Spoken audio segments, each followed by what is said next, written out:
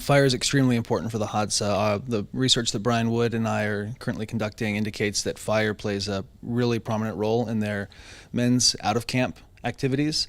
At least 12 to 15% of their time that they spend out of camp is being used in the maintenance or the generation of fire.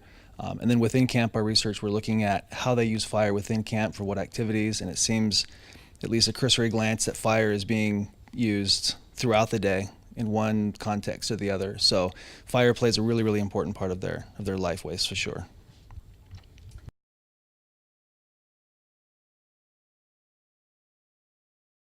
I mean, there's obviously, it's difficult to, we've discussed this in this conference, the direct analogy between a modern hunter-gatherer group and a Pleistocene hunter-gatherer group. So you have to be careful there. But as far as their use of fire, it seems that Hadza are a good example of just a baseline use of fire. They're not doing anything particularly technical with fires, as far as, like, for example, the heat treatment of raw material or any advanced processing of plant materials outside of their poison processing.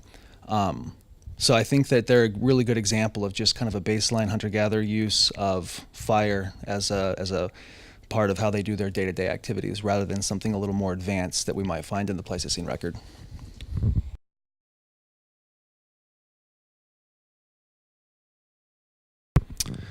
Yeah, they do have very simple hearths. They have a couple of different, at least from my observations, they have a couple of different types of hearths. They have their primary cooking hearth, which consists of kind of the classic 3-stone method, where they'll place 3 stones together, and that holds one of their cooking containers. And then they also have really simple hearths, where it's just an area that's been cleared of some brush and some wood provided there to make a fire, more for keeping warm or for just sitting around and telling stories. So yeah, you're right, they are very simple hearth structures for sure.